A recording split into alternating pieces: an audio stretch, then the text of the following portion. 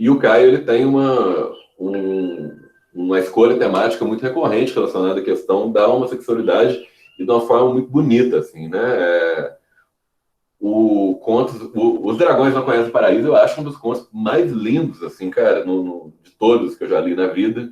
Eu quero ouvir as impressões de vocês, como ele toca questões pessoais, místicas, né? Estava até conversando com o Vinícius ontem, ele já julgou hoje, sei lá, que os dragões necessariamente têm a ver com a questão da homossexualidade. Eu acho que tem também, né? Eu acho que são todos os que estão apagados, né? Que estão à margem, que estão distanciados aí de alguma forma. E o Aqueles Dois é uma obra que eu já, inclusive, tive a oportunidade, acho que o Gabriel também viu, uma adaptação para o teatro, né? Eu cheguei a ver lá em São João del Rei, acho que o Gabriel vai falar daqui a pouco, né?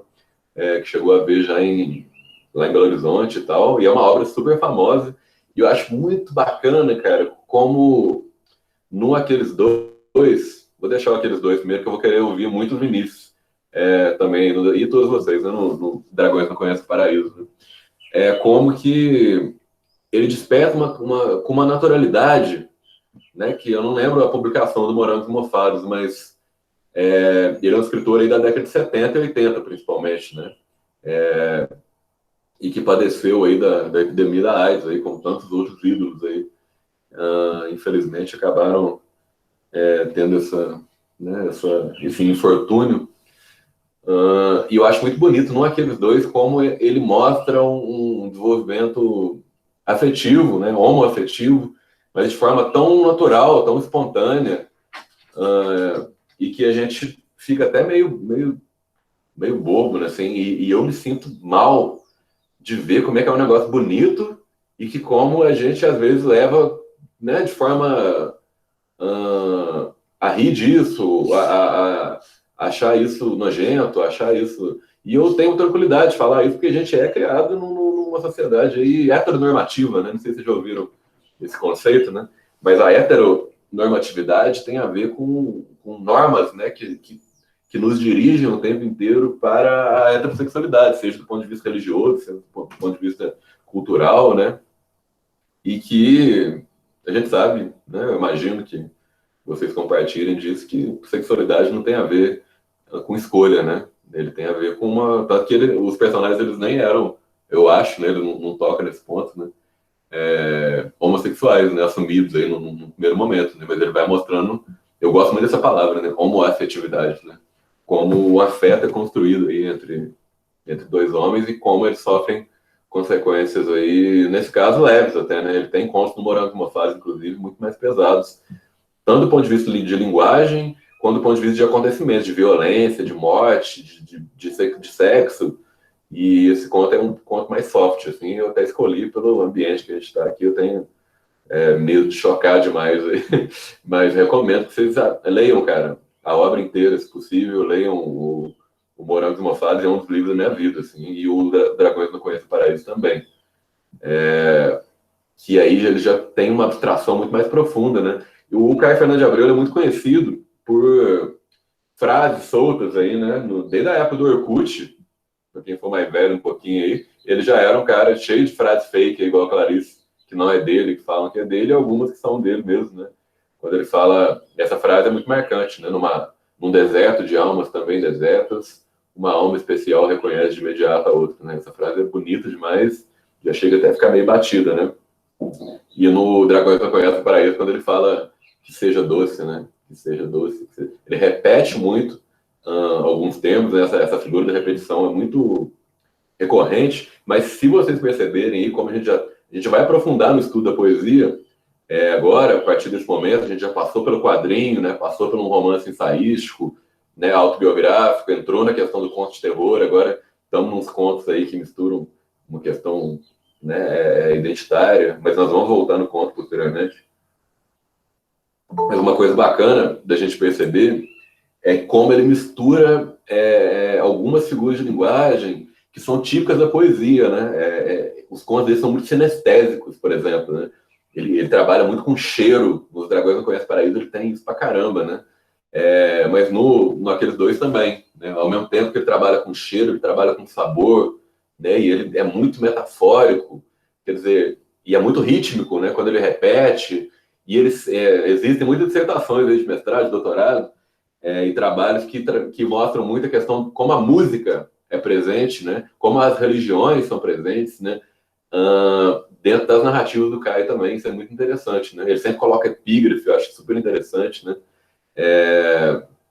Enfim, são questões que dá para a gente desbravar também, quer dizer, é um autor muito amplo, muito profundo, muito bonito, muito afetivo, assim, e que toca a gente de uma maneira a nos levar para outras realidades, assim, e eu acho isso muito interessante, né? Sobre a Conceição, também é uma autora aí que eu tive a oportunidade de vê-la falar pessoalmente, de conversar com ela.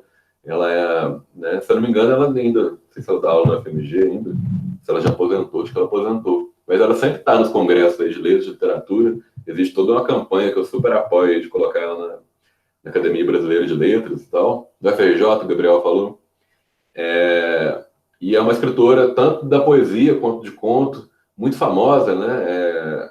E que trata muito da questão da mulher negra. E aí, além da narrativa dela mais curta, né, mais objetiva e tal, eu destaco a questão da violência urbana no conto Maria e de uma questão meio ancestral e familiar ali e muito delicada no conto que dá nome ao livro, que eu recomendo que vocês leiam todo também, que é o Olhos d'Água, né? Essa questão do reconhecimento, né? E aí ela chega na questão da cor dos olhos e ela destaca da cor dos olhos é uma cor de lágrimas, né? Que seria, obviamente, uma analogia de todo aquele sofrimento e a maneira como ela narra questões bobas, né? Que como ela fala da fome, como ela fala da pobreza, como ela mostra do preconceito e como o desfecho do Maria é tão trágico, principalmente desse, né? Que a gente fica triste, assustado, mas a realidade é assim, né? Ela não é feita de finais felizes, assim como aqueles dois também não tem um final feliz. Acho que são dois autores muito necessários.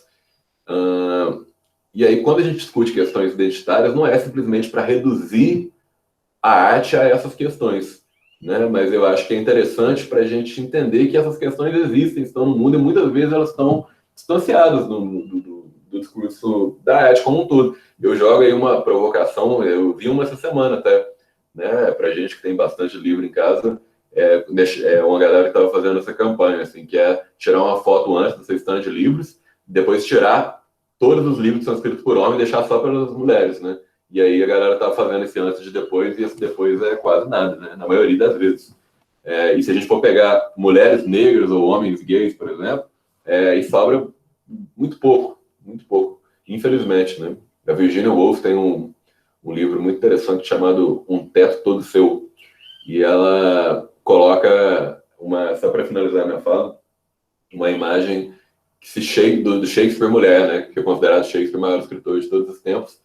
E aí ela coloca, quer dizer, se o Shakespeare fosse o gênio que ele foi, mas na época que ele viveu, e aí e fosse mulher, né? E aí ela constrói uma ficção em torno disso nessa parte do livro. E aí, no final das contas, se eu não me engano, ela acaba suicidando, assim. E aí ela tem um filho, não consegue escrever direito, tenta publicar e não consegue. E aí ela tem que fazer um tanto de coisa em casa, naquela época muito mais pesado, né? E aí ela acaba suicidando, no final das contas. Inclusive, a Virginia Woolf suicidou também, né? Por que eu tô falando isso? Para mostrar que, se a gente pegar, a gente está no ensino médio, aí, a maioria de vocês, né? Toda a história da literatura que a gente estuda, do cânone literário no Brasil, desde da literatura em língua portuguesa, né? Do trovadorismo, humanismo, do classicismo, e aí chegando no Brasil, quinhentismo, barroco, arcadismo, romantismo, primeira, segunda, terceira fase na poesia e o romance romântico, né, urbano e indianista, literatura realista, literatura naturalista, poesia parnasiana, poesia simbolista, literatura e poesia pré-modernista, não tem nenhuma mulher, né? E aí, na primeira fase do modernismo, na pintura, surge a Tarsila, né, a Anita Malfatti e tal. E aí, na segunda fase do modernismo, que a gente vai ver a Cecília Meirelles, né, no que a gente estuda clássico do cânone literário no Brasil, como a primeira mulher que você vai ler. Vocês já pararam para pensar nisso? E aí, logo depois, ali a gente chama de terceira fase do modernismo, a gente tem a Clarice, né, uma grande escritora, inclusive uma contista que eu queria trazer para a gente ler, mas aí eu não trouxe ainda, mas pretendo voltar nela uma hora. E aí depois aparecem uma ou outra aí, a Raquel de Queiroz, enfim, mas pouquíssimas mulheres. E aí a gente pensa, por quê? Será que é uma questão de que as mulheres não queriam escrever, ou será que né, existe todo um conjunto de coisas aí que, né, que mostram também que qual foi o primeiro escritor negro que a gente leu? A gente tem o Cruz de Souza, simbolista, e Leão Barreto, no pré-modernismo. Não tem mais, né? Quer dizer, Machado de Machado de Assis, né? Assis. Realmente. E que tem toda uma polêmica aí no Machado de Assis relacionada ao branqueamento da representação do Machado de Assis, né? Que é curioso também. Mas repara, essas questões são importantes e acho que é muito importante a gente entender quando se discute isso, que a gente não está discutindo nunca capacidade. A gente está discutindo uma questão que é histórica, né? E que muitas vezes vozes são silenciadas ou que não existem condições de produção para determinados grupos, né, sociais e de reconhecimento mesmo, né? Isso eu acho curioso da gente refletir, para além de trazer respostas ou falar que é assim ou assado, né? Eu acho essa questão aí fica no ar para a gente pensar, né?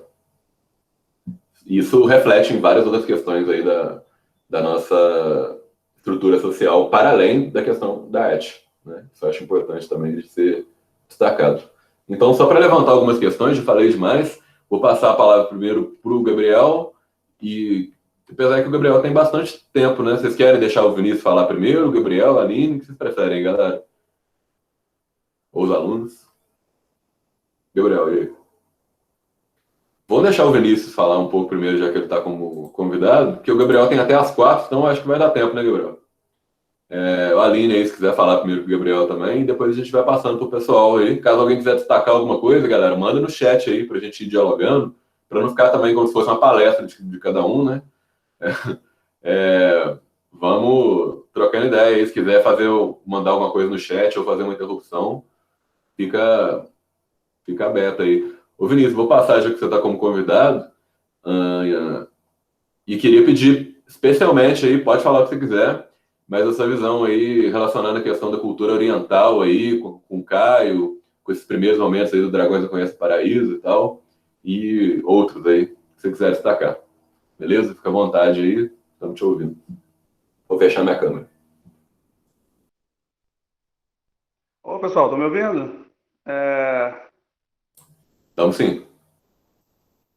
Enfim, eu não eu não estava preparado para fazer uma intervenção assim, não, mas eu acabei me fixando, né, até pelo hábito, né, nos símbolos religiosos que aparecem nos contos e tal. E principalmente nos Dragões Não Conhecem o Paraíso, né? E é interessante que ele abre e fecha o conto com uma citação do I Ching, né? Então esse é o livro que ele cita. Tanto na epígrafe. Como é que chama, Igor, quando você faz uma citação depois do texto? Tem algum nome assim? Não? Tipo, no final, você fala, pós-fácil.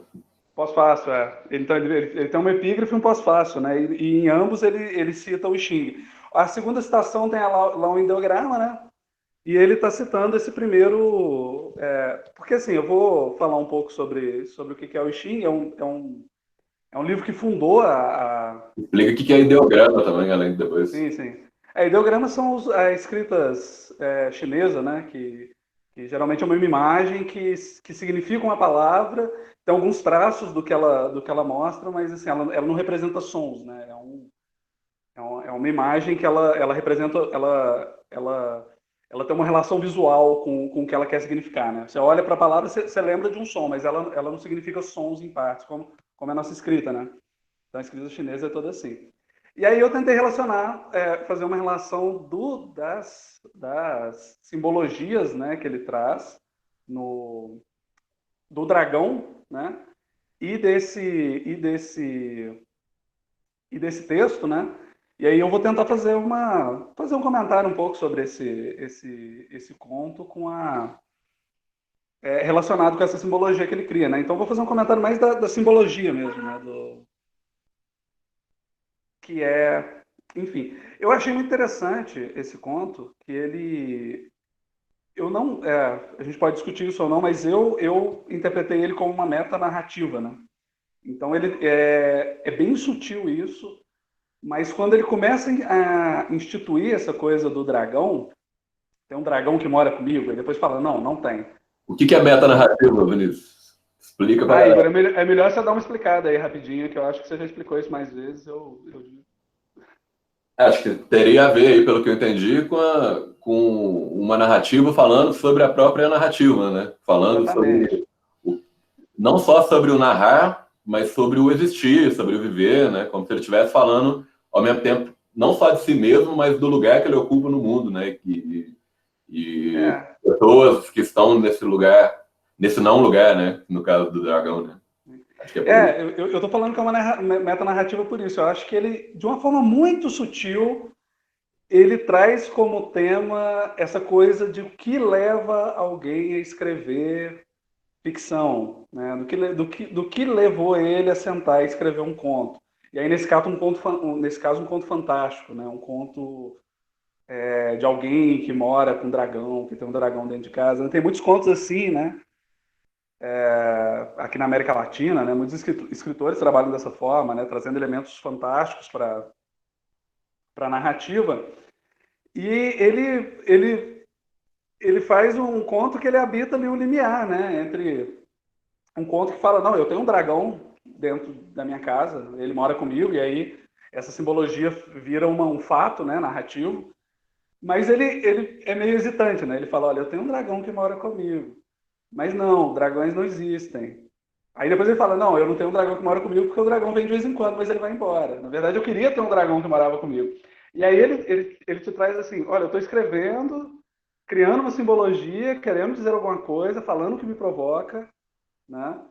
Então, ele nem tem um dragão, nem não tem um dragão, nem o dragão mora com ele, nem não, né? Ele mora talvez, né, um não lugar, né? Isso que o Igor falou de, pela meta narrativa, ele falar quem ele é, né? O lugar que ele ocupa, né? Então ele está falando assim, olha, eu ocupo esse lugar, né? Tanto no romance no sentido usual de romance, né? Tanto no meu romance porque assim, ele cria assim, quando ele descreve o dragão, aí ele fala de dente, asa e escamas. Mas tudo que o dragão faz, a maioria das coisas que o dragão faz são coisas que um amante faria, né? Então ele chega, ele tá meio aborrecido, aí o, o narrador, lá o narrador personagem, ele arruma a mesa, ele tenta ficar bonito, né? Então, assim, o dragão, quando ele descreve o dragão, ele tem escamas, ele tem cor, ele tem dente, né? Mas quando o dragão faz alguma coisa, aí nesse momento o dragão ele age como um amante, né? Como um amante que chega e não sei o quê. Então, esse dragão, ele é um dragão simbólico, né? Ele tem um dragão simbólico que mora com ele, né? Então, não é uma meta narrativa escancarada, né? Ele não está falando, estou escrevendo um conto. Não, mas eu acho que é bem sutil, assim, né? E na arte, a gente sabe o que é sutil tem mais força, né? É muito mais forte você fazer uma coisa sutil que o leitor capta, que o leitor, nossa, o que está acontecendo? Do que você chegar a escancarar tudo, né? Entregar seu olho, assim. E aí eu achei interessante que esse dragão, ele os dragões não conhecem o paraíso, né? Então o dragão mostra muito da personalidade. Se a gente tomar essa metáfora entre o dragão e o amante, né? Que ela pode, eu estava conversando isso com o Igor antes, ela pode ser muito maior e ela é muito abrangente, mas é a mais recorrente, né? E muito da personalidade, né? Essa personalidade que não vai aceitar ser entregue, que não vai aceitar construir uma vida juntos, né? Que vai querer sempre situações em que ele surpreenda, né? Então ele é de uma outra. Esse amante, né? Que pode ser metáfora. Do qual o dragão pode ser metáfora, né? Ele é algo que sempre surpreende, que sempre tem um gênio muito forte, né? Nunca aceita o ordinário, né? Enquanto que o outro quer, e talvez esse seja o grande conflito do romance, né? Do romance não, do conto. Enquanto que o outro quer é viver aquela paixão, né? ele até fala alguma coisa, né? Os dragões não são como a gente, né? Gente ordinária que quer viver Uma pessoa perseguindo banal, né? essa. Pessoa banal. Então, assim, ele põe essa coisa, né? E, em outro sentido, você pode, se for uma leitura assim, né, que não vai reparar tanto, né, nessa coisa. Bom, é fantástico, você entrar muito no jogo do autor, né? É um conto fantástico e, bom, é esse tipo de dragão fantástico, invisível, que tem cheiro de hortelã, ele, ele tem esses hábitos, ele age como um amante mesmo, assim, né? Então, você pode ter uma leitura do começo ao fim achando que é um dragão, que é um ser mitológico que você não conhece, né? Que ele está criando ali as regras de como esse ser mitológico age. E, bom, e aí ele fica nesse linear, né? E é por isso que ele marca tanto no começo e no final que, tipo, ah, não, esse dragão não existe. Por isso que dragões não existem. Não existem dragões, não existem fadas. Ele fala isso no começo e no final. Então é para te tirar um pouco a onda, né? Você que tá achando que vai ler um texto de dragão do começo ao fim, isso ele te dá uma freada. Não, dragões não existem. Então, o que é dragão? Aí ele vai te jogando para metáfora, né? E no fim também, né? Não existe e tal. Mas o dragão não mora comigo porque... Não, ele não mora comigo. Ele vem de vez em quando. Aí ele afirma e nega que ele mora, que dragões existem, né? Então, primeiro ele nega. Ele fala, ah, não existem dragões. Ah, não. O dragão, eu queria... Na verdade, ele não mora comigo. É o que eu queria que fosse, mas ele não mora comigo porque ele vem de vez em quando e tal, porque ele não quer, porque ele é um dragão, porque ele é orgulhoso. E aí é nesse sentido que eu falo que talvez ele se aproxime um pouco da metanarrativa, né, desse tematizar, o escrever e tal, porque é como se ele estivesse apontando para aquilo da vida, né, que levasse alguém a criar uma fantasia, né, a criar uma metáfora, daquilo que é feito a substância da ficção, né, que é trabalhar questões internas humanas no campo metafórico, no campo da história, né, no campo artístico. E por que também que isso... E aí depende mais desse texto que é citado, né, para você perceber, de fato, a metanarrativa, que é o Xing. Porque o hexagrama que ele está citando, tanto no começo quanto no final, assim como toda a simbologia em torno do dragão chinês... O que é um hexagrama? Então, eu vou explicar o que é um hexagrama. Vocês viram que lá no final do conto tem 6 riscos? Alguém reparou nisso? Que no final tem um ideograma e antes do ideograma tem 6 riscos. Alguém reparou isso? Eu vou achar aqui. Ele está citando isso aqui, ó. Tá vendo? 6 riscos. Um hexagrama é uma estrutura simbólica, né, desse oráculo. Esse livro, que originou todo o pensamento chinês, né, o livro fundador da cultura chinesa, ele é um oráculo, né? E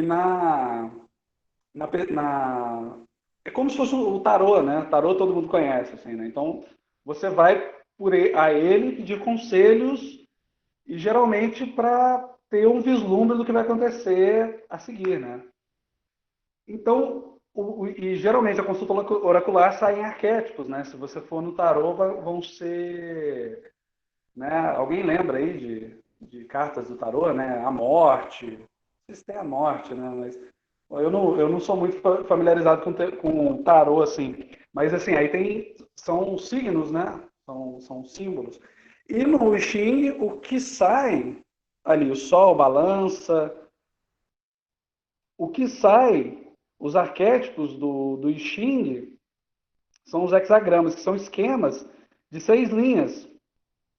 As linhas ou são contínuas, e o criativo é o que tem as 6 linhas contínuas, ou as linhas, elas são cortadas também, tá vendo?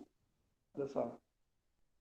Então, são padrões de ou linhas contínuas ou linhas cortadas. Parece que é muito esquisito e tal, no primeiro momento, mas as linhas contínuas, elas significam o yang, né? A energia positiva, a força, e a energia a linha quebrada, ela significa o yin, né? O receptivo. Então, esse hexagrama que ele está citando é a força na sua última potência, né? É o yang, é a força maior. E o céu, né? E o dragão, ele é o grande totem desse ideograma, né? Então, o trecho que ele fala são 6 dragões que carregam ele para o céu, né? A primeira epígrafe. E no final ele põe o ideograma e o hexagrama, né? E aí são símbolos muito fortes de criação, né? E é isso que talvez me levou a interpretar mais esse conto como um esforço sutil de metanarrativa. Porque ele cita o hexagrama da criação, né, o símbolo da criação, ele coloca o totem da criação no conto, que é o dragão, né, que é o grande fertilizador dos céus, né? E, e casa isso com uma ação.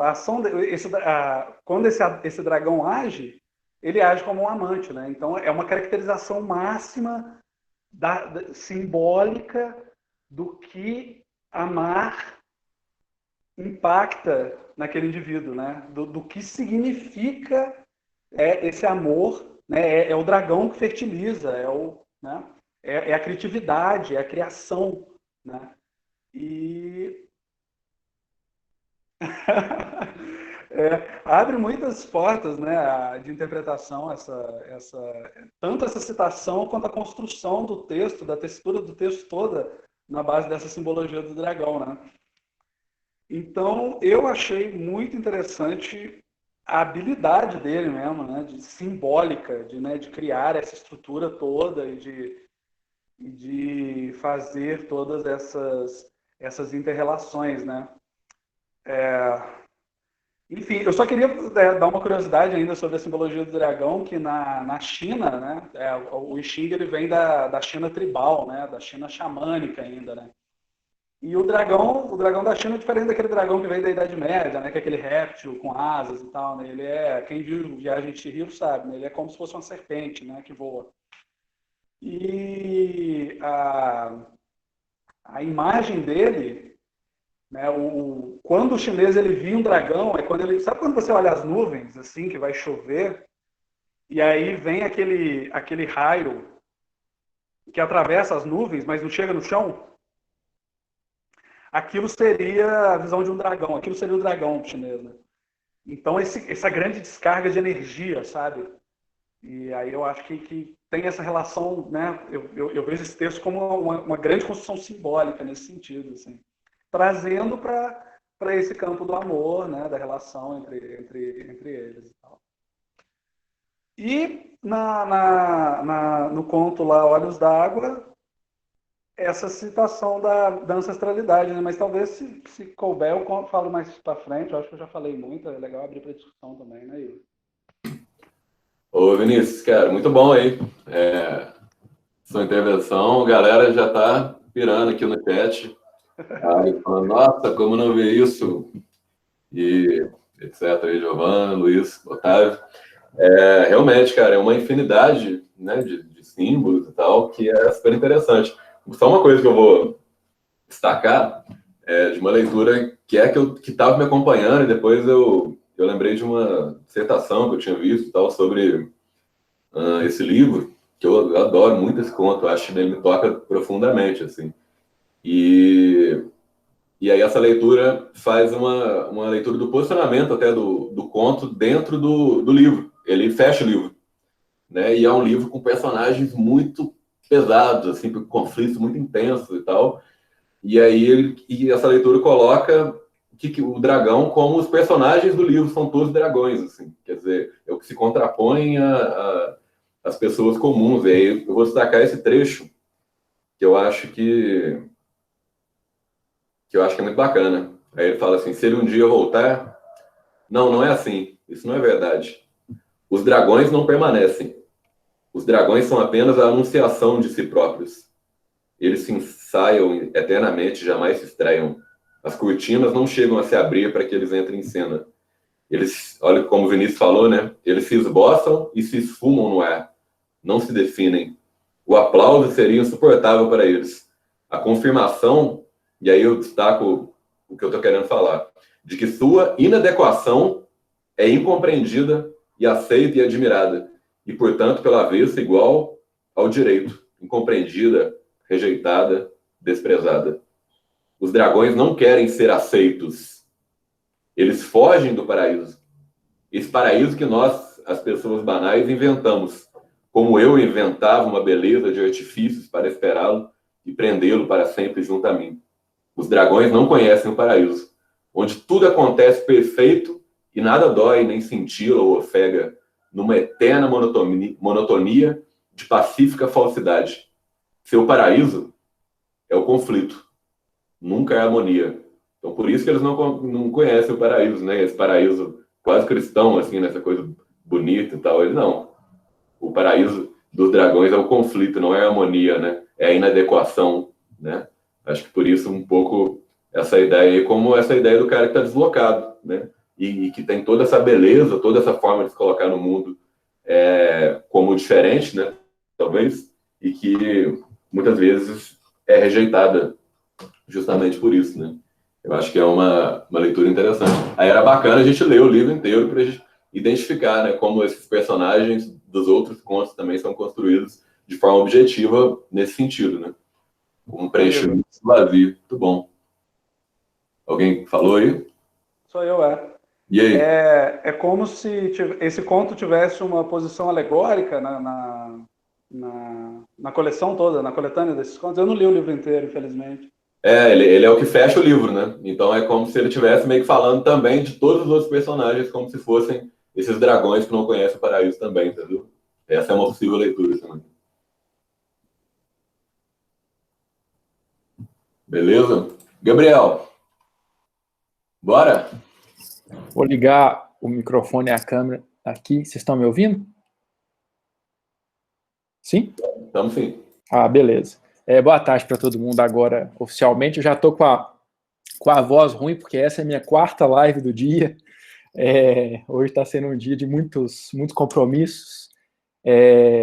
Mas vou fazer alguns comentários sobre o Caio Fernando Abreu e sobre os contos que a gente leu, né, do Caio e da Conceição, um pouco contando também como é que eu conheci os autores, alguns comentários nesse sentido, assim, algumas interpretações.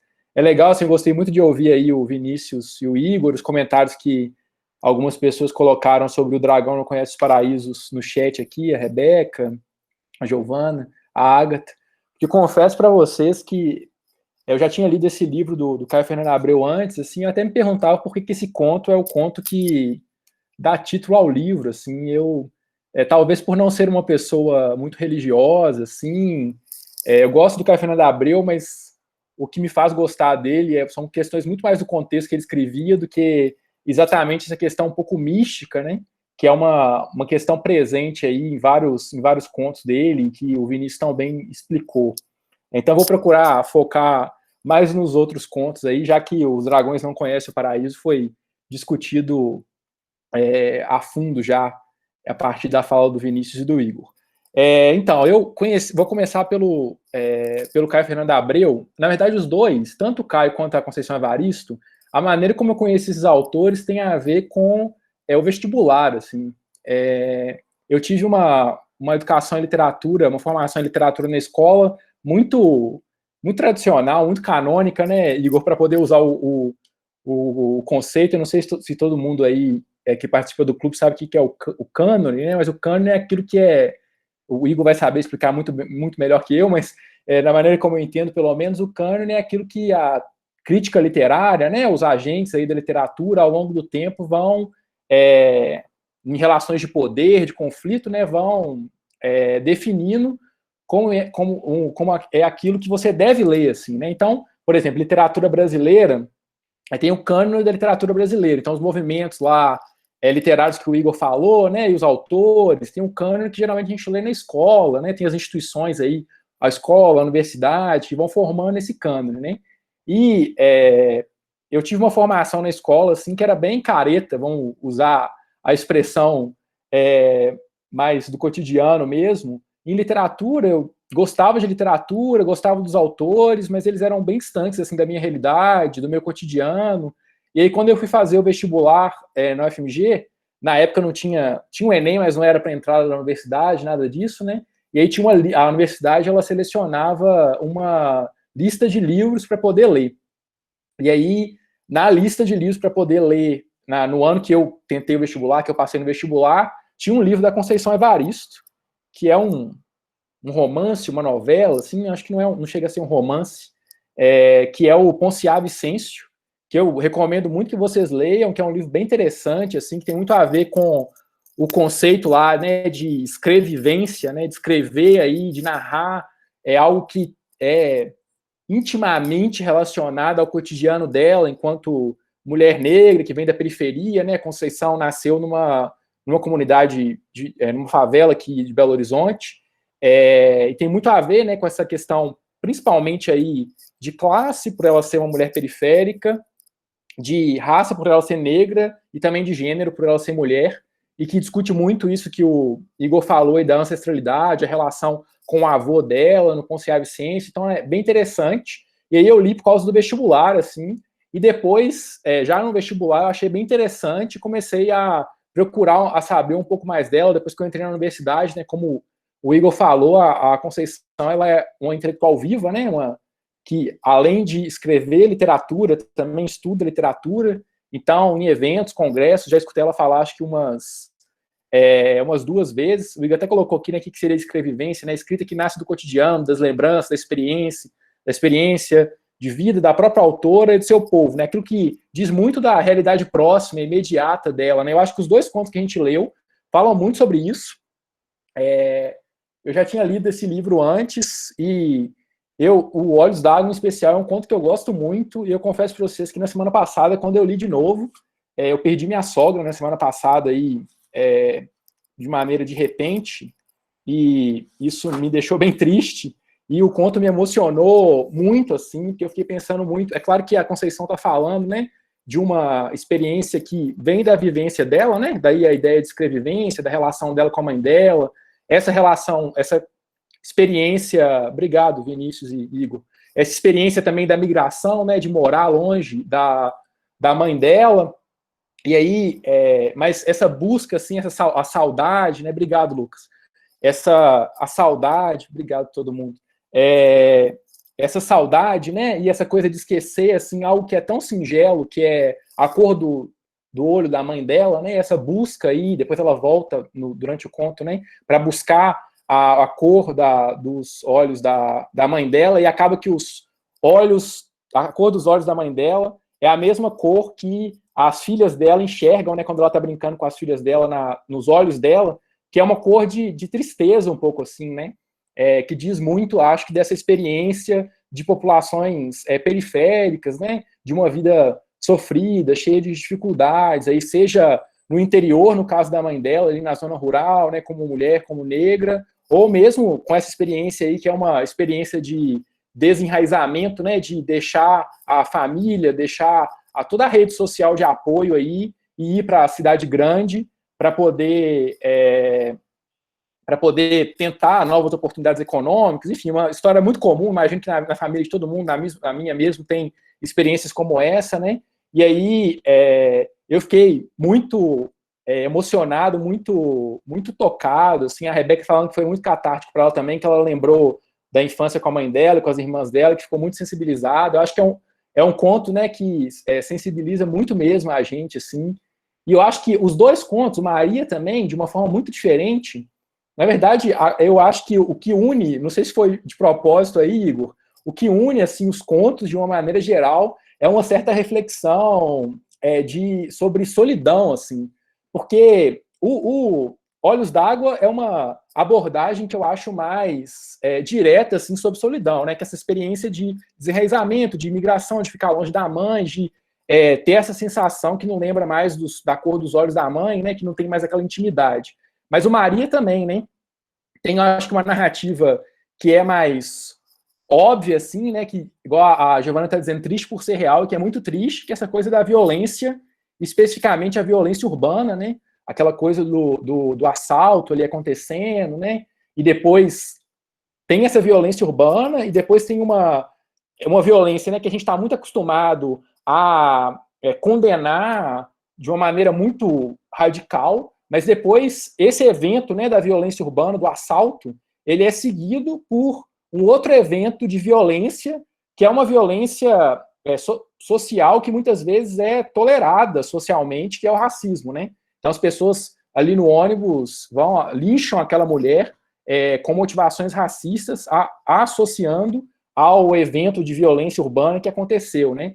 E tem um evento aí que eu acho que é algo, um tipo de violência, né, que precede o evento principal aí, que é uma violência ligada à condição de gênero, né? Que é o abandono aí, o abandono que o pai faz com relação aos filhos, né? O início do conto, né? A violência, acho que a violência que precede o assalto, a violência urbana, é essa violência também do pai abandonando o filho, né? Do marido abandonando a esposa, que tem muito a ver com outro tipo de violência. É tudo isso nesse contexto, né, Igor, aí da pobreza, da fome, né, que tem a ver com nessa escrevivência, pois ela fica falando, né, então tem até uma violência anterior, né, que é a relação também dela com a patroa, é um tipo de violência, né, uma violência de classe, vamos dizer aí. Ela, por exemplo, teve que passar o Natal ali, longe da família dela, cortou a mão, né, então tem uma violência que é uma violência simbólica e esse desenraizamento da família, mas também uma violência física, que é ela cortar a mão com a faca de laser, né?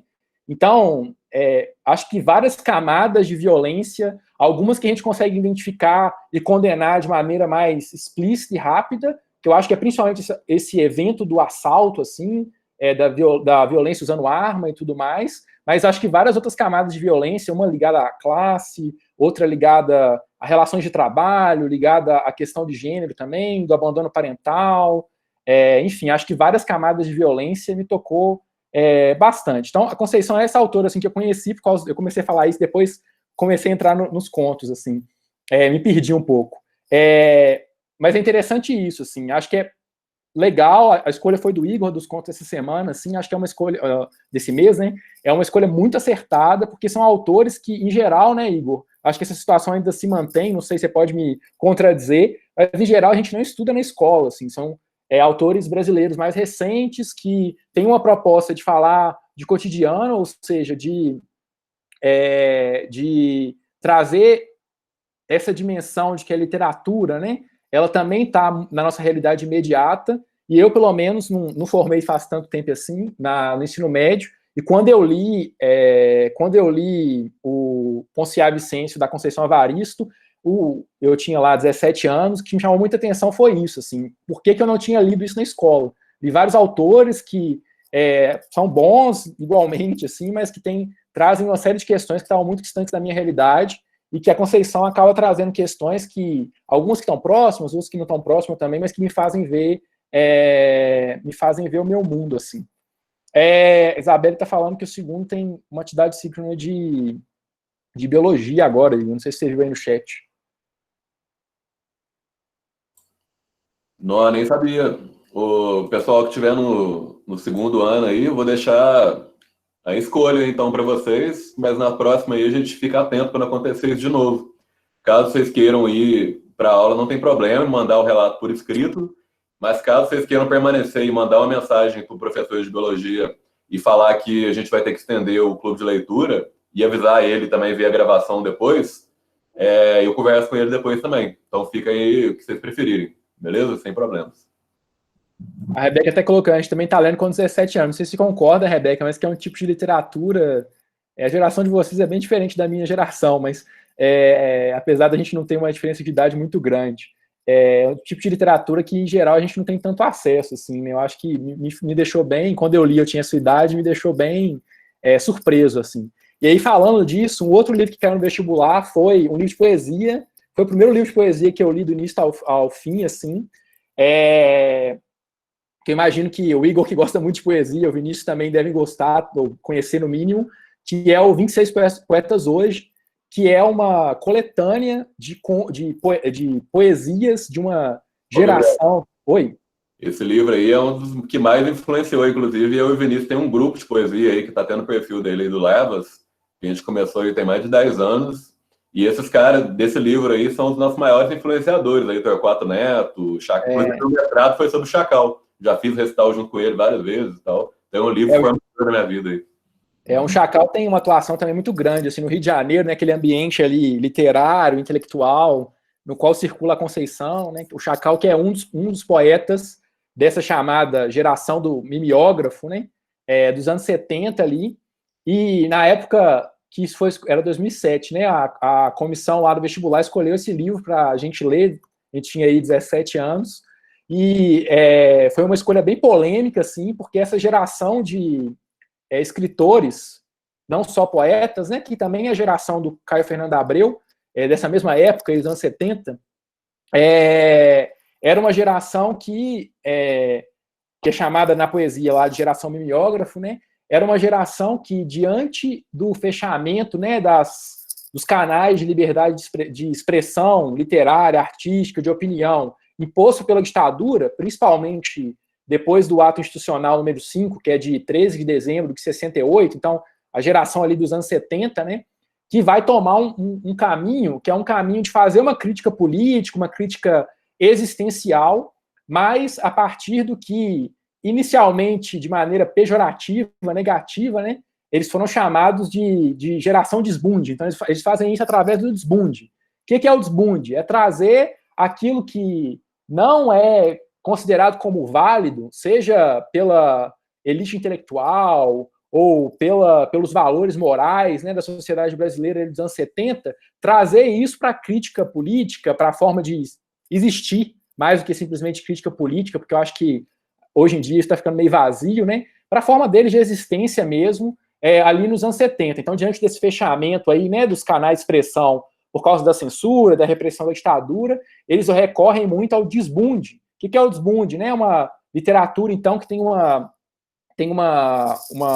linguagem mais direta, que aborda temas como sexualidade, até mesmo consumo de drogas, que nega uma certa tradição intelectual, iluminista, aí, burguesa, da modernidade, da razão, da ciência, e que vai, por exemplo, buscar inspiração em religiões ou em filosofias ditas orientais, né, igual o Vinícius analisou quando está falando Oi?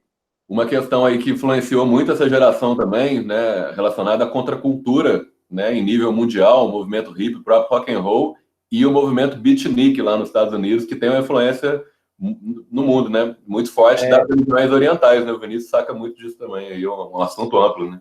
São todos, o movimento hippie, essa geração desbunde, a geração beat, são todos contra a cultura, né, que é uma reação a essa forma que nos anos 60, 70 era dominante aí de viver, de produzir cultura, de produzir arte, que é muito ligada a essa questão da racionalidade, né, da crença na ciência, o otimismo na tecnologia, e que eles vão justamente trazer, digamos assim, narrativas alternativas, recorrendo a matrizes culturais não ocidentais, né, daí para as religiões orientais e tudo mais, e também abordando personagens, né, e temas que são marginalizados, como, por exemplo, né, os personagens LGBT, queer e personagens gays, no caso aqueles dois, né, ou bissexuais, porque um é casado, né, não dá para rotular assim facilmente, assim, essa questão fica inclusive em aberto, que eu acho que, como o Igor já disse, é uma das questões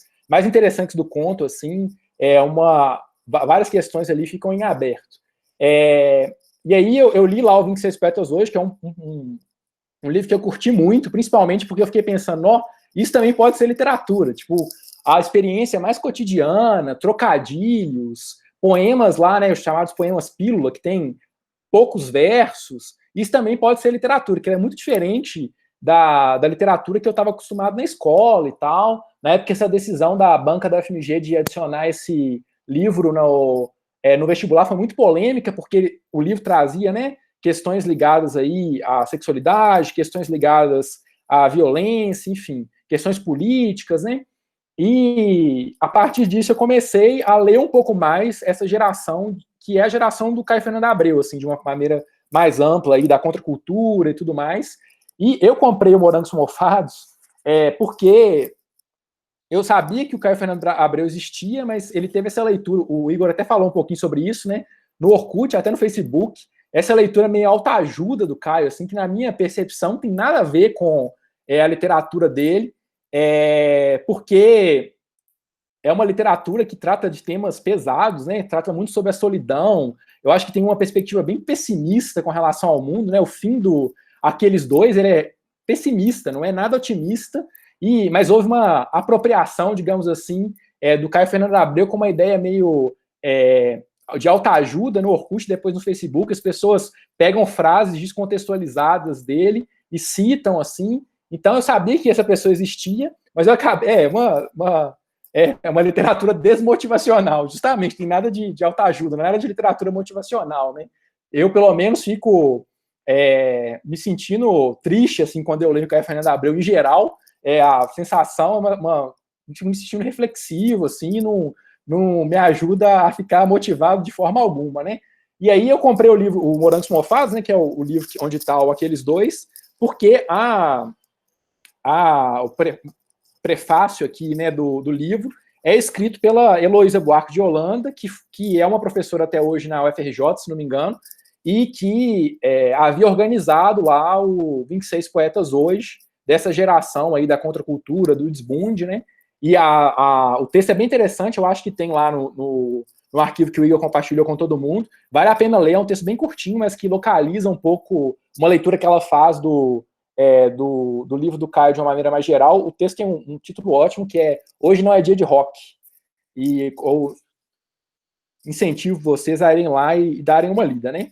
E aí, enfim, eu acho que eu já falei muito aí, estou tentando não falar muito, mas é difícil. Só para concluir, assim, já li algumas coisas do Caio e tudo mais, só para concluir, respondendo uma coisa que o Igor perguntou, né? Aqueles Dois, eu vou deixar para outra pessoa falar mais do conto aí, já que eu já falei muito dos contos da Conceição e já falei muito do Caio também.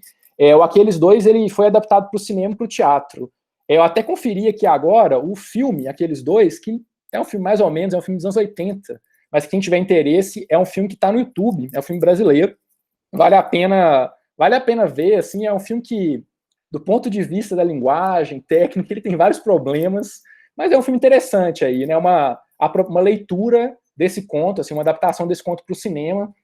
Quem gosta de cinema e tem paciência aí, perdoa a linguagem do filme e vai poder assistir. E tem a peça de teatro também, que no caso da adaptação que eu vi, era uma adaptação de uma companhia de teatro aqui de Belo Horizonte, que é a companhia Luna Luneira, que até um dos atores é um ator conhecido, assim, que já fez várias coisas na Globo, que é o Odilon Esteves, e que eu acho que esses intermídios, assim, vão tornando o filme cada vez mais interessante, assim, né?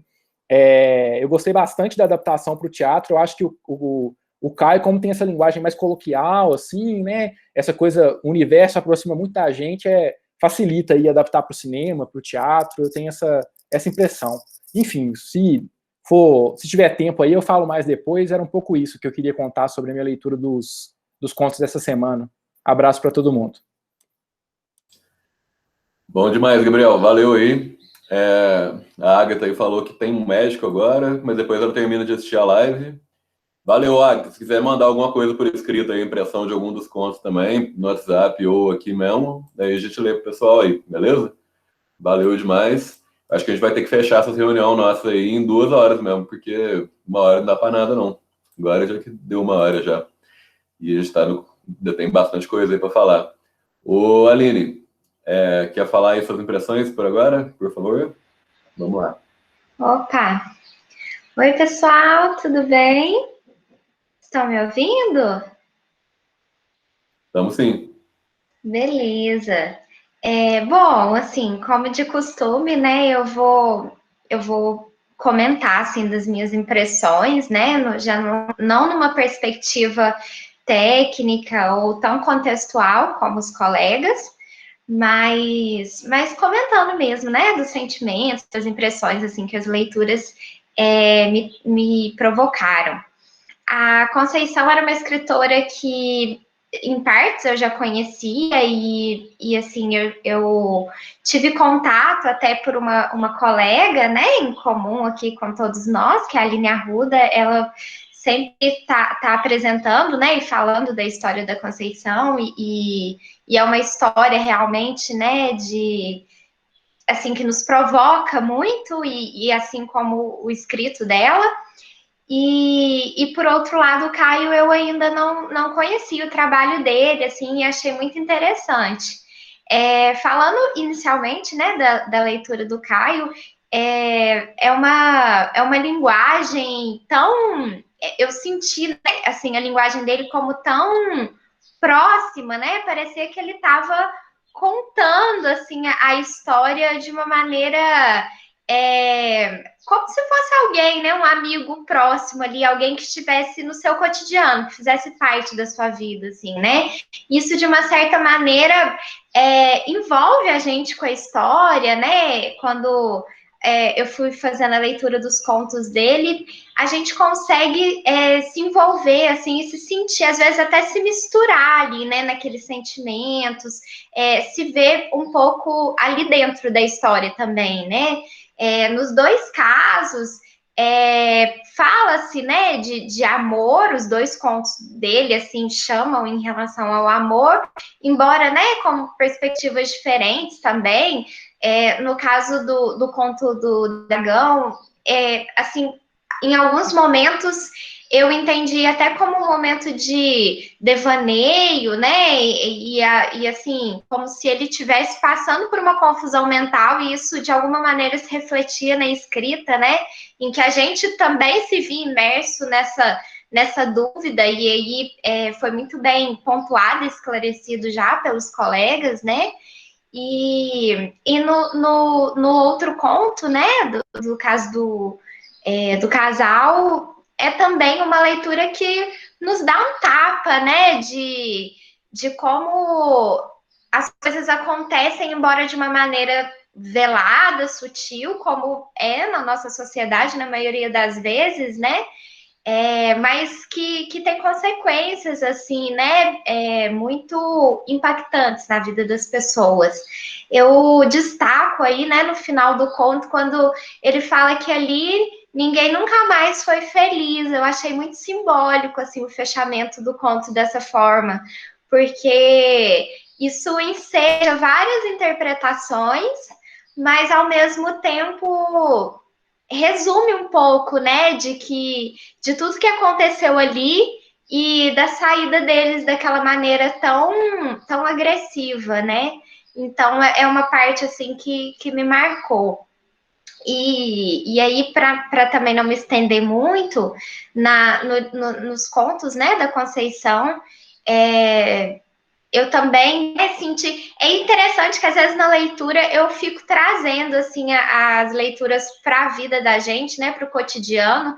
E aí no primeiro conto que eu li, que foi Olhos d'Água, eu senti um pouco, né, essa melancolia, esse saudosismo. Parece que a gente está sentindo um pouco disso, né, nessa fase de isolamento social. Eu não sei se é um sentimento compartilhado aí por todos, mas ultimamente eu tenho me lembrado muito mais, assim, de situações, de vivências, de experiências do passado, vizinhos antigos, né, familiares, aquelas coisas do cotidiano. E aí, quando eu li Olhos d'Água, era como se tivesse experimentado um pouco dessa sensação. Exatamente, Gabriel. Isso deixa a gente, né, muito voltado para essas questões. E aí, quando eu fiz a leitura de Olhos d'Água, eu parece que senti um pouco assim daquela saudosismo, até daquela melancolia mesmo, né, que a personagem passa para a gente. E no outro caso, né, no caso da Maria, a gente pensa, né, reflete em relação, né, a essa questão da violência do racismo, que hoje em dia, né, tá sendo até discutido, é uma questão que está em pauta aí, né, nas redes sociais, na mídia, de uma forma geral. Então, a gente consegue trazer isso para essa realidade, mas mais do que isso, eu fiquei pensando nessa questão da violência que a gente enquanto sociedade, né, exerce quanto às trabalhadoras domésticas, né, quando ela vai relatando lá no ambiente de trabalho, a questão da faca, né, que já foi tão bem pontuada aqui, eu fiquei pensando, assim, né, nas violências que elas são submetidas, e aí me lembra, né, um caso recente aí que aconteceu, entre vários, né, de domésticas que estão sofrendo os danos, né, e muitas vezes até vindo a óbito aí por conta da Covid, que foram adquiridos no ambiente de trabalho, né? Um caso recente aí é uma trabalhadora que foi trabalhar na casa de uma família que estava diagnosticada com a Covid. As pessoas da família se recusaram a usar máscara, né? Assim, inicialmente, né? Não deveriam nem ter recebido essa pessoa lá, colocado a vida dela em risco, mas ainda se recusaram a usar máscara e a trabalhadora foi contaminada e veio a óbito. A família está viva, está bem, e ela veio a óbito e deixou uma família, né? E possivelmente deixou de levar o melão para sua família, né? Deixou de estar, né? Junto com os familiares. Igor, teve o primeiro caso e depois disso teve um outro, né? Assim, agora, entre outros, né, que a gente acaba não ficando sabendo. Então, quando eu fiz essa leitura, eu fiquei pensando nessas violências, né? Embora seja muito clara a questão da violência na nossa sociedade, do assalto, né, do lixamento também, é uma questão que a gente precisa pensar muito, né? Essas últimas semanas aí, eu até assim, eu não sou de ficar discutindo muito em grupos, mas a gente tem um grupo do bairro aqui, o pessoal estava compartilhando algumas notícias falsas sobre uma figura pública, e aí uma das discussões, né, foi em relação a isso, assim, de você, né, colocar a vida de uma pessoa em risco até por causa disso, da gente saber que pessoas já foram mortas injustamente por conta de notícias falsas, né, dessa disseminação de notícias falsas, e a gente vê isso acontecendo, né, ficar quieto seria um ato de omissão da minha parte, né, então, quando falam do lixamento dela ali, a gente também pode trazer isso para a realidade, às vezes, do acusamento, né, sem a gente saber, do pré-julgamento, dos vários preconceitos que isso carrega, né? Então, assim, foi também, né, uma leitura que trouxe várias questões, assim, do cotidiano para reflexão, assim, né?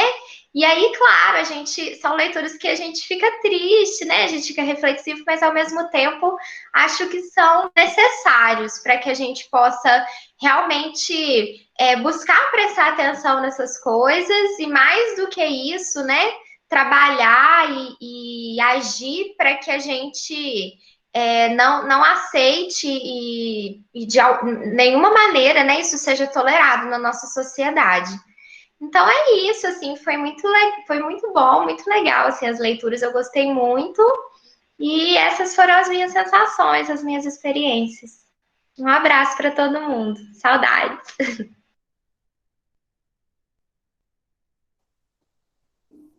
Muito bom aí, Aline. Agradeço aí essas reflexões aí, sempre muito pertinentes, muito sensíveis e muito críticas aí, esses paralelos aí com as nossas questões atuais e tal, acho bastante interessante também. Uma hora a Rebeca ali falou que, no final ele fala a necessidade do ser humano acreditar e entrar sempre em ilusões, né? Seja no amor, na religião, né? Uma leitura quase nietzschiana aí, meio niilista, né? Do Dragões Não Conhecem o Paraíso. Galera, vou abrir aí para o pessoal que está participando. Vamos começar aí. O Agnes, está por aí? Quiser abrir a câmera e falar para a gente já. Eu vou pensar o áudio. Uhum. É para falar de todos os contos? Fala do que você mais gostou, é isso para todos, né? Se quiser destacar um dos quatro, ou no geral, ou que você mais gostou, caso alguém quiser digitar no chat aí também para agilizar, mas fiquem abertos aí, só que a gente quer ouvir um pouco as impressões de vocês. Quem preferir abrir a câmera, quem preferir só deixar o áudio, pessoal. Eu prefiro com imagem. Eu vou falar um pouquinho dos quatro, então, porque eu gostei de todos. Bom, os Dragões Não Conhecem Paraíso, que foi um que eu mais gostei, da forma como ele fala que a gente tem que lidar com a solidão, porque é uma coisa do nosso cotidiano, e aí que a gente tem que aprender a lidar com ela. E também como ele conta, era para ser uma coisa triste aquele livro, do jeito que ele fala, mas acaba que é um aprendizado que a gente fica refletindo, porque depois que eu li aquele livro, eu voltava em alguns pedaços e ficava lendo. Que uma hora que ele fala assim que quem acredita somente no visível é um mundo muito pequeno, que a gente tem que se agarrar ao amor, à solidão, a tudo. E aqueles dois, que foi uma história que eu não me surpreendi com as atitudes das pessoas, né? Porque ainda, infelizmente, existe pessoas preconceituosas. E quando eu comecei a ler aquele livro, eu me surpreendi muito no final, porque eu comecei a ler livro, que é uma coisa amorosa, eu pensei igual aos outros, vai ter o final feliz.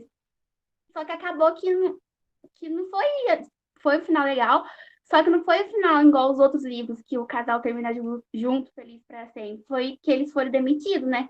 Apesar deles ter saído de um lugar tóxico, porque lá onde que eles trabalhavam, as pessoas que iriam tratar eles de forma horrorosa, mas mesmo assim, é uma coisa diferente dos outros livros. Os Olhos d'Água e Maria, que foi um livro que, apesar de ser um conto que foi tão pequeno, fala como a realidade cotidiana, né? O preconceito, a pobreza, a saudade, fala da violência, foi livros que me marcaram muito, assim, que eu fiquei pensando muito.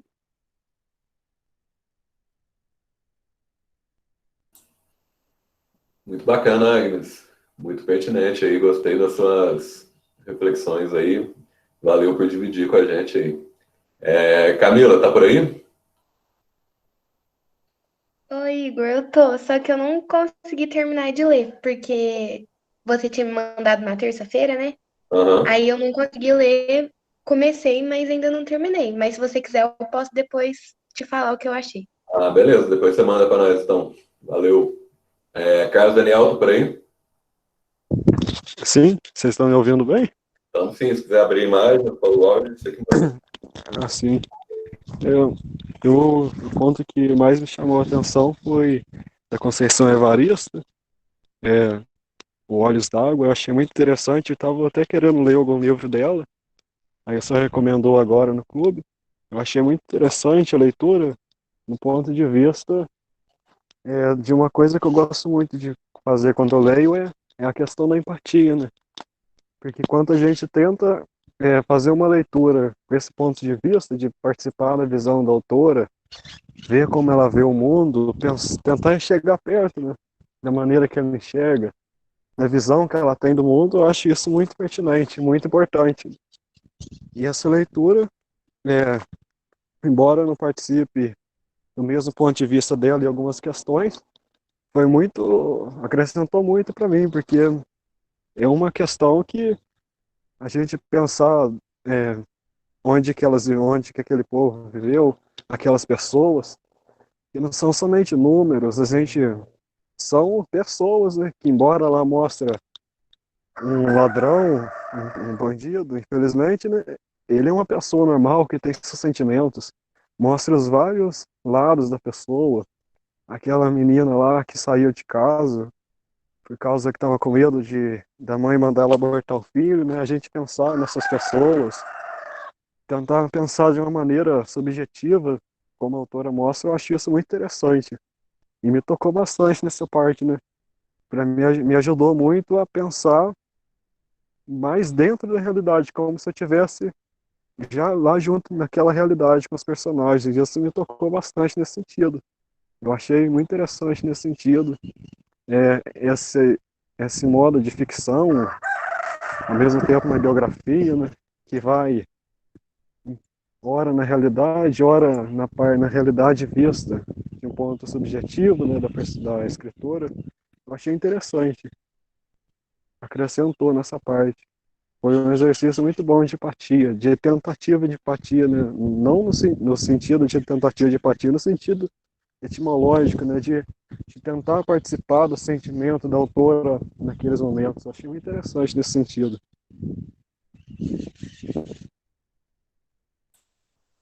Bacana demais, cara. Que leitura legal aí. Com certeza, o pessoal até comentou no chat aí. Realmente. Ah, o Gabriel comentou também da Aline, da Aline Arruda, né? Falando sobre o quadro de despejo do Carolina de Jesus. Inclusive, é uma boa ideia aí para o clube, né? Para encontros posteriores aí. Bacana. Giovana, tá por aí? Tô sim, tá me ouvindo? Tá sim. Então, eu acabo que vou ter uma reflexão bem mais curta em comparação com com os demais, porque eu pensei da mesma forma. Mas quando eu fui ler, eu acabei não escolhendo assim, eu vou ler primeiro o Caio, depois a Conceição. Eu fiquei intercalando. E nisso eu percebi que os dois parecem trazer o mesmo objetivo de leitura. Parece que eu encontrei algumas visões que eu mesma tinha. Que parece que eles criticam como a sociedade que se diz constituída por humanos estão bem longe de uma humanidade perpétua, assim. Que eu acho que o que mais falta, por exemplo, na hora que ele falou sobre Maria, eu me senti no lugar de Maria, pois eu já me senti muito julgada quando eu estava no ônibus, ou senão que a qualquer momento eu poderia talvez morrer ali. E eu acho que um me deixou engolindo a seco e o outro com olhos realmente com água. E, nossa, é bem triste como a sociedade se mostra assim. Não sei se talvez é um pouco de injustiça, queremos ter igualdade, mas não é isso que mostra no dia a dia. E eu adorei a parte que Vinícius até ressaltou, que sobre a religião. E eu nem tinha pensado muito na religião lá. Tinha pensado mais num cara duvidoso, nas partes que ele estava questionando, tudo mais sobre Deus e a necessidade de ter algo que preenche. Aí, basicamente, foi isso que é a minha visão.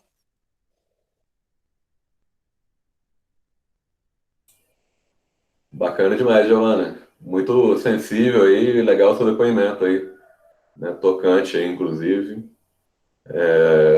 São questões muito densas, né? E que tocam a todos nós aí de forma muito forte, né? E de formas diferentes também, obviamente. Ô, Luiz Otávio, tá por aí? Quer falar aí alguma coisa?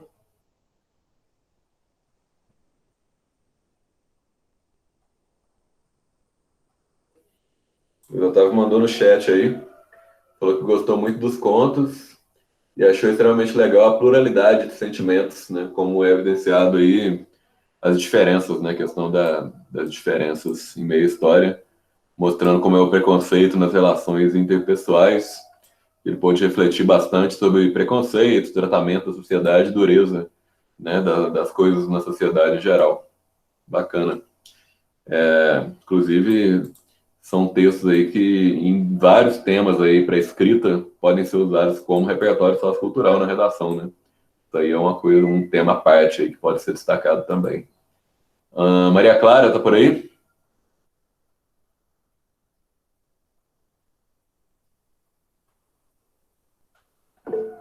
Maria Clara falou que vai digitar. Maria Moura, tá por aí?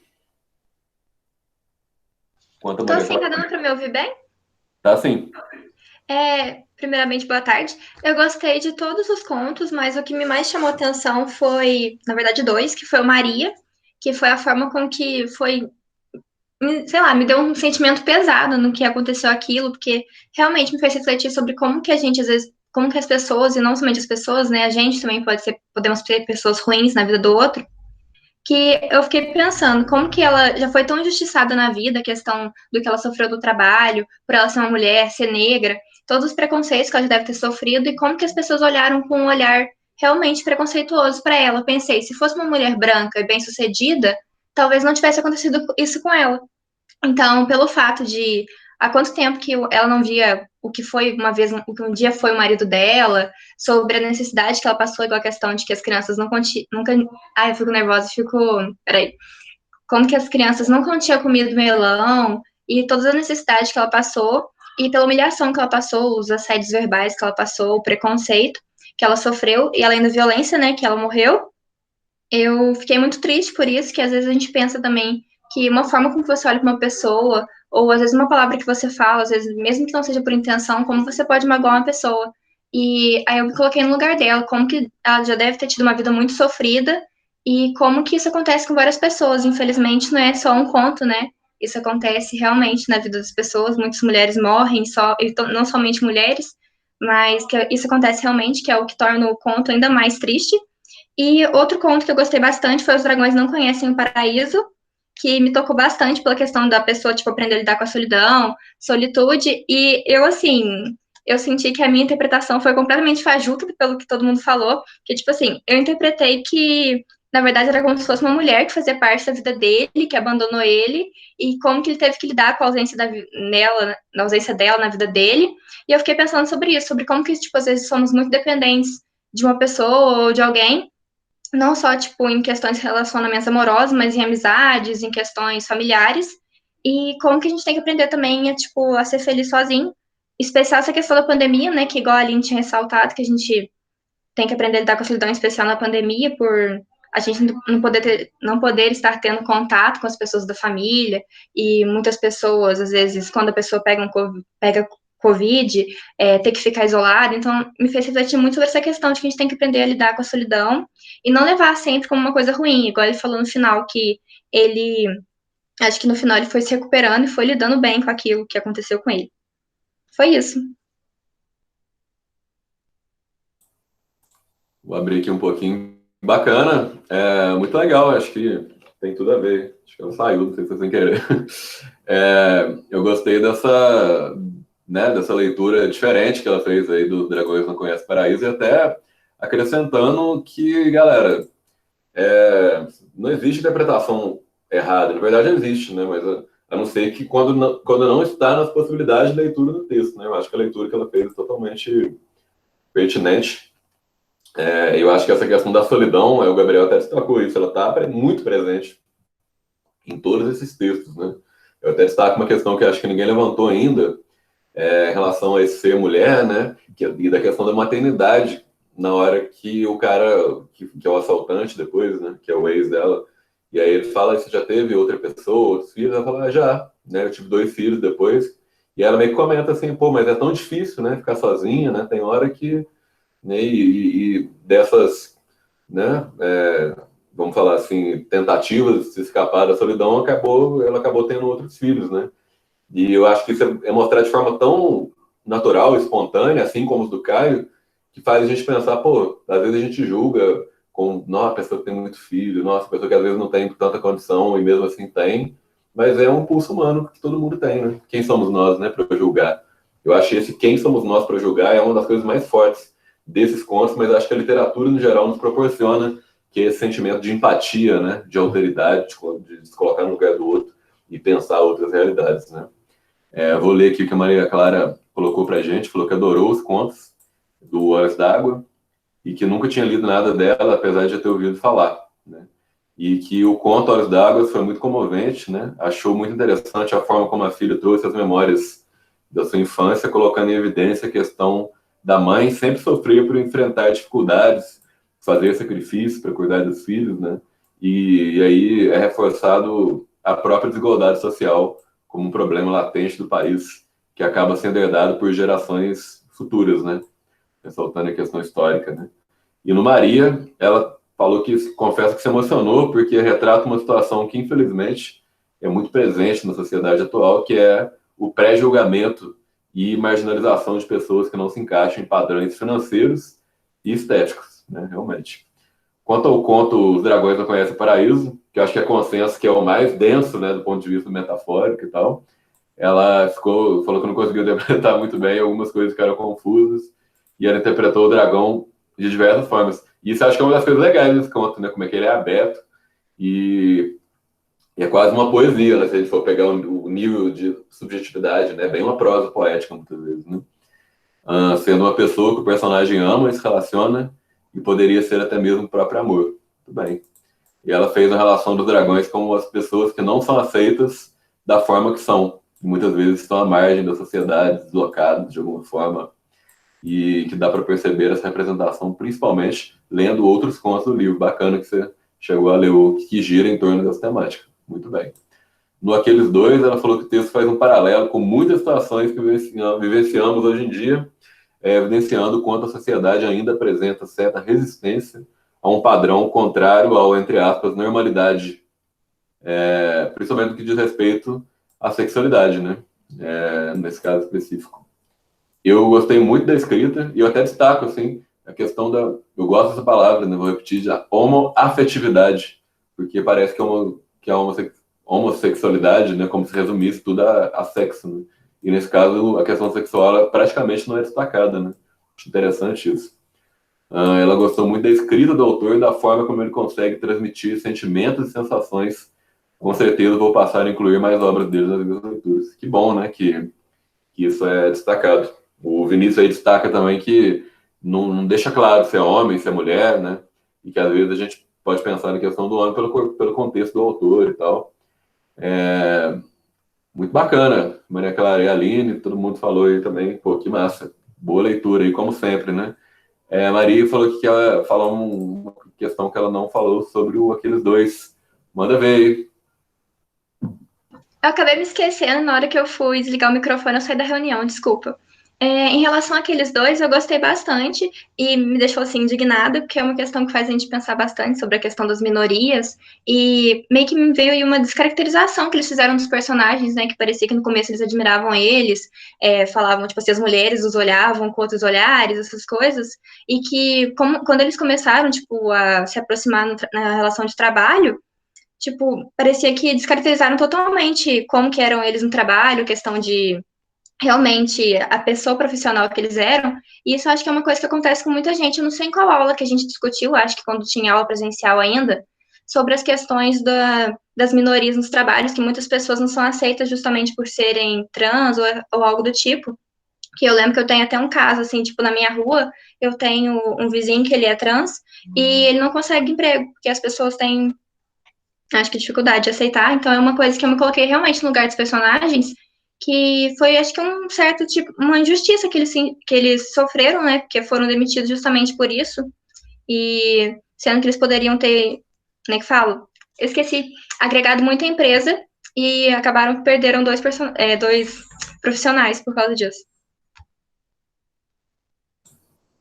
Muito bem, boa conclusão aí das suas reflexões. Até, se a gente for pensar, tem vários países no mundo aí que homossexualidade tem que ter pena de morte. Olha pra você ver.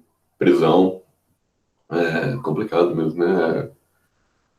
Triste o ponto como as coisas chegam muitas vezes, né? A Giovana falou aí que, ressaltando que a Maria disse, o personagem Raul parece até negar o seu desejo. Lembrando que homens negam seus desejos e corpos, logo suas vontades, implicando na liberdade do indivíduo, né? Até que ponto um ser pode ser livre, né? Com certeza, muita gente que nega, né, seu desejo, sua vontade, até pelo medo, né, de aceitação, pelo medo do olhar do outro, pelas possíveis consequências disso, né? Em tantos sentidos, né? Bacana. A Aline fala que, infelizmente, ainda essa é a triste realidade do mercado de trabalho. É muito bacana você destacar, né? Eu lembro da gente conversando isso em aula, tanto que grande parte da população, principalmente, né, não é exatamente o ponto, mas a população aí travesti, transexual, muitas vezes acaba até caindo na prostituição por falta de opção no mercado de trabalho, né? Como se sexualidade, né, ou cor de pele, né, ou gênero, né, fizesse diferença em relação à capacidade profissional, né? Não faz sentido nenhum, mas ainda é muito presente no nosso país aí, né? Ô, Rebeca, você quer falar no áudio, em vídeo? Você quer que eu leia o seu comentário? A Rebeca aí falou que no Aqueles Dois, também é muito interessante quando ele fala num deserto, de almas também desertas, uma alma especial reconhece de imediato a outra. Eu acho essa uma das citação batida do Caio mais bonita, porque é batido, porque é muito falado, mas eu acho lindo demais. Uma imagem do amor, né? Não só do amor, né? No sentido conjugal, né? Mas eu acho que desse reconhecimento humano, né? Tão bonito, né? De como essa coisa da relação entre duas pessoas, como acontece de forma natural e imediata. E quando isso acontece é uma coisa bem louca, né? Uma conexão profunda que a gente cria com outra pessoa, tudo flui de forma tão natural. E outras nem tanto, né? Bacana demais. E eu acho que mostrar que isso acontece com todo mundo, né? E como é que é triste, às vezes, você gostar de outra pessoa e ser recriminado só por isso, sem motivo. Né? E o jeito que ele cria de forma muito bonita mesmo, né? Bacana, Rebeca. O Vinícius falou aí que me remete ao Vale das Lágrimas de Sal Rainha. Você quer falar sobre isso aí, Vinícius? Acabou aí os participantes e já vai caminhando para o final. Aí queria saber se alguém tem mais alguma questão aí a ser destacada, ressaltar. Se o Vinícius quiser falar melhor do que ele falou aí agora. Oi, Igor. Se coubesse, eu queria falar um pouquinho da religião afro-brasileira no conto da Conceição Evaristo. Manda ver aí, vou fechar meu vídeo aqui. Fala aí pra gente já ir encerrando, então. Manda ver. O Giovanna falou que já tá ganhando um fã-clube. O que foi? A Giovanna falou que já é sua fã. Aqui Valeu, Giovanna. Não, o que eu queria falar é chamar a atenção que esses dois contos, eles dão nome aos livros. Queria trazer essa reflexão. Os dois contos, Os Dragões Não Conhecem o Paraíso e Olhos d'Água, eles são os contos que dão nome aos livros. Então, e o Igor leu um trecho de uma dissertação, parece, né? Que o autor defende isso, né? Que os dragões ali, eles tomam um lugar metafórico, né? Naquela coletânea de contos. E, bom, eu não li o livro inteiro, assim, ainda vou ler, mas, bom, eu imagino que também o Olhos d'Água ele tem esse papel no livro da Conceição Evaristo, né? Eu não sei se o Igor leu, se isso é pertinente ou não, se ele quiser confirmar ou não essa minha conjectura. Eu acho que sim, em outro sentido, né? Nesse sentido da ancestralidade, né? Da tristeza no olhar, né, cara? Eu acho que é muito isso, né? O que é essa tristeza no olhar? Eu acho que é essa dificuldade que é passada pela cor da pele, pela história, pela classe social, né? E do ponto de vista ali relacionado a esse lugar, principalmente da mulher negra, né? Que ela tá falando da mãe, né? E tal. E no caso do Caio, em relação a esses personagens aí descentrados aí, muitas vezes, pela questão da sexualidade. Então, aí, se o Igor concorda, eu vou seguir nessa ideia, né, de que esses dois contos, eles representam, eles são como os porta-vozes, né, dos outros contos, né, e aí, quando isso acontece, a gente fala que um elemento é alegórico, né, que esses contos talvez sejam alegóricos, e ambos têm uma construção simbólica que remete à religião. O do Caio Fernando de Abreu é o dragão, né, essa imagem totêmica do dragão. E quando a narradora lá do conto da Conceição Evaristo conhece, né, vai até a mãe, né, completa essa jornada e olha para os olhos dela e caracteriza, né, se alguém achar esse trecho, seria interessante a gente ler. O que caracteriza esses olhos d'água é tanto a ancestralidade, né, quanto também, olha só que interessante, também um signo, um símbolo religioso que remete à fecundidade, ao poder, que eu acho que era a citação a Oxum e a cachoeira, né? A cachoeira é um óleo de cachoeira, né? É uma coisa muito importante nas religiões afro-brasileiras, a cachoeira, né? Um lugar muito poderoso, onde acontecem... Eu não sei com tanta especificidade quanto das religiões orientais, que eu estudo mais as religiões orientais, mas eu tenho a impressão que os batismos, não chama batismo, né? Mas o assentamento de orixá, talvez eu esteja errando um pouco o nome, mas algo semelhante ao batismo acontece na cachoeira e tal, né? Então tem essa relação simbólica, né? Desses dois símbolos, né? De fertilidade, né? E de força, né? que são evocados por esses dois autores e que não tem nada a ver, né? Mas é engraçado, né? Esses dois autores têm esse conto alegórico com um elemento simbólico forte, evocando a força e a fecundidade, né, das coisas. Então, e é muito importante porque os autores que procuram resgatar, né, a negritude, né, o entender-se negro, eles sempre vão um pouco nas religiões afro-brasileiras, que é um grande legado da civilização brasileira, né, a existência, mesmo diante de uma história de escravidão, de uma história de violência, de uma história de racismo intermitente, você tem uma cultura afro-brasileira, uma coisa que não existe, por exemplo, nos Estados Unidos, né? Nos Estados Unidos, a religião negra ela se manifesta como cristã, né? Aqueles corais, né? A Assembleia de Deus vem de lá, né? O pentecostalismo e tal, né? Mas aqui no Brasil não. As pessoas elas estão dançando, elas estão aquele tipo de manifestação propriamente que vem, né? Da herança africana, mas elas estão adorando os orixás, né? Então assim é um legado da civilização brasileira. Pode falar aí. É só também, se for pensar, a padroeira, né, do Brasil, né, Nossa Senhora Aparecida e tal, é uma santa negra, né? Isso é doido também. Eu lembro quando eu morava no México, eu fui no dia da Nossa Senhora de Guadalupe, lá na Cidade do México, lá na Catedral, que é tipo a de Aparecida aqui. E aí, para minha surpresa, ela é uma Nossa Senhora Santa Índia. Olha que doideira, né? Então, e que, pô, tem tudo a ver com o lance da colonização hispano-americana e a católica, então, questão histórica aí, curiosa também, né? Eu só queria ressaltar que isso encaixa um pouco, né, no que diz um autor um pouco polêmico, que eu vou citar, mas que é polêmico hoje em dia, né, e que foi polêmico também, e que, bom, não é porque a gente conhece que a gente tem que concordar ou discordar de imediato, né, mas que é o Gilberto Freire, né, que talvez você já tenha estudado e tal, mas no que ele ressalta de que digamos, essa falta de certeza católica, né, que a gente teve uma colonização católica, né? Os Estados Unidos tiveram uma colonização protestante, né? Os protestantes são bem mais duros, bem mais racionais, né? Inauguram a modernidade. E o catolicismo ele é mais relaxado, digamos assim, né? Ele tem meios de respiro e tal, onde o pecado é muito perdoado, né? Basta você verbalizar para o padre e tal. E que isso permitiu que